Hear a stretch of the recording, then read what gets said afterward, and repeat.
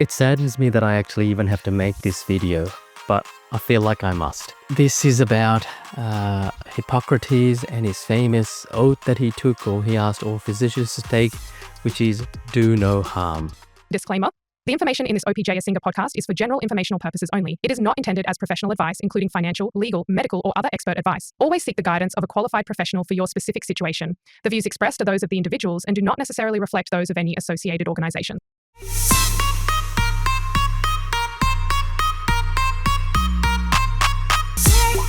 Hi, my name is Zopi. If you haven't checked out any of my videos, I talk about health, wealth, and happiness.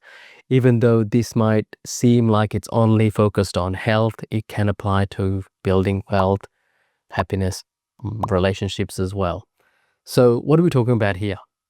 I'm talking about the fact that the medical industry has completely and utterly failed us, okay? And most of us sort of woke up to this in the last few years during the pandemic.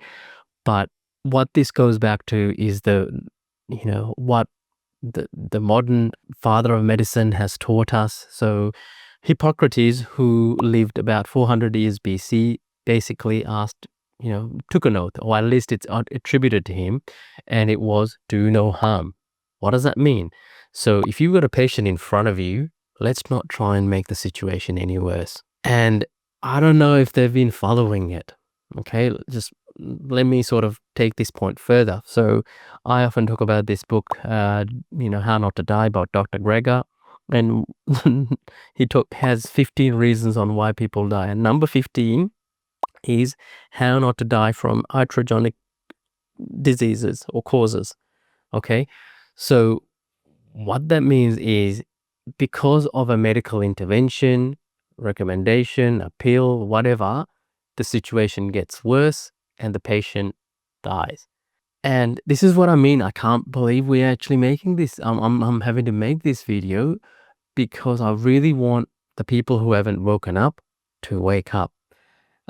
In fact, I've been looking into this for a number of years now, but every time I read into it, the situation is more dire than I think.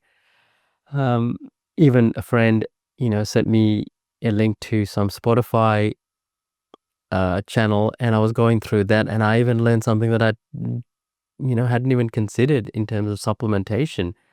And it is often filtering out the garbage from what's real, and you having to do your own research.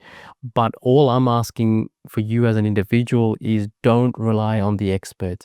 You actually have to come home and try and figure out what's right and wrong, and actually put some common sense and critical thinking into what's being said. So, I mean, don't do this. Don't go to the doctor and go, hey, I Googled this, so I think I've got that. It's not going to go down well, right? Physicians hate that you've sort of done the research and going, hey, this is what I've got. Give me some medicine.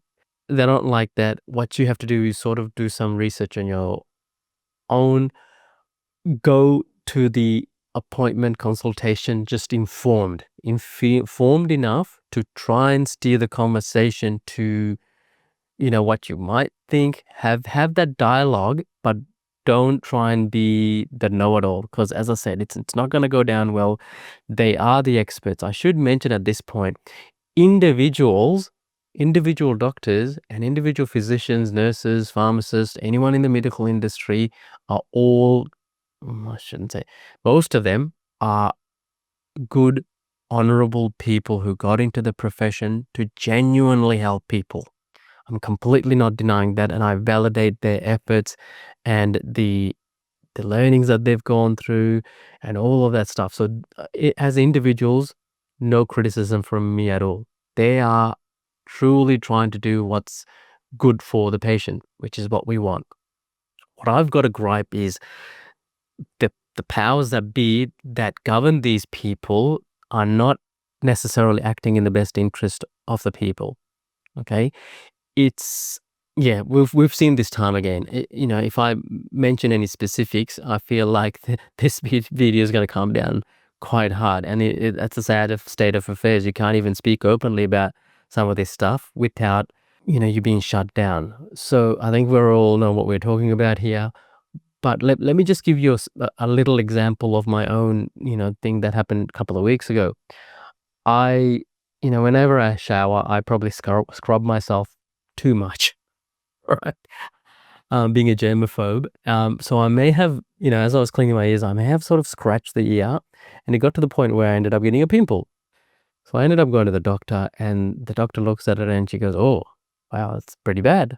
I think you're gonna need antibiotics." I'm like, "Antibiotics? Just give me a cream, it'll be fine." And she was really insistent. "Hey, I think you need antibiotics." And I go, "Oh, okay." So I didn't want to fight her. Yeah, okay, I'll have the script for the antibiotics, but could I just get an ointment or topical cream that I can apply? Do you mind if it doesn't go away in a day or two, then I'll start taking the antibiotics. She was hesitant, but she said, yeah, that should be okay. Guess what? Put the cream on one day and it was gone. And reflecting back on it, I cannot believe I was going to go through a course of antibiotics, which isn't going to help me, my immune system. And all I had to do is apply that cream. I probably applied it 4 times in one day. That's it. And it was just because, I had accidentally, I'm assuming this is what happened. I scratched myself and then ended up getting sort of bled out or whatever. Uh, it's nothing. And that's all I had to do. Example 2. When my father got sick he had sort of pains in his stomach, ended up being, you know, his pancreas. I ended up taking to the doctors, and then, they weren't being any productive on what the recommendations should be. And so no, I had to come home and we had to do research on what was going on there. And, we were calling family friends and trying to put all the pieces together ourselves, because the experts that we were relying on, unfortunately, weren't forthcoming on what the best course of action should be. I mean, there are sort of number of more examples that I can give, but I think you get the idea. The idea is you as an individual have to try and look after and take ownership of your own health. If you've got an issue, just dig a little bit further. And I'm not trying to say, as I said, I've already covered this. Try not to sort of have these arguments with the physicians, but go in there informed. Same thing, if we apply this same thinking to the wealth strategy. If you want to try and, become wealthy and grow a portfolio, sadly, most of the financial planners out there are just salespeople. They're just selling products.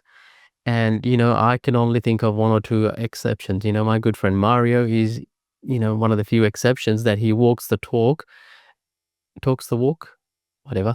And he is doing things differently, and he's honorable enough to give proper recommendations that's in the best interest of the individual.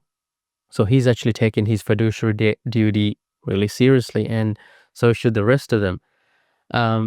Same thing with sort of if we look at this one, which is happiness and so forth. So actually, I was going to give an example, but I won't because it'll incriminate the person who told me this in confidence. But even when we're talking to therapists, they're supposed to be the experts, right? But really think about the expert advice that you're getting from these individuals. Yeah, I'll leave it at that. Hope this helps. Do your own research, try and dig a little bit further. And, what we want to try and do is make sure we look after ourselves and our family and as society in general. But don't let these corrupt organizations get in the way of good health. Thank you very much. I'll see you in the next video. Bye.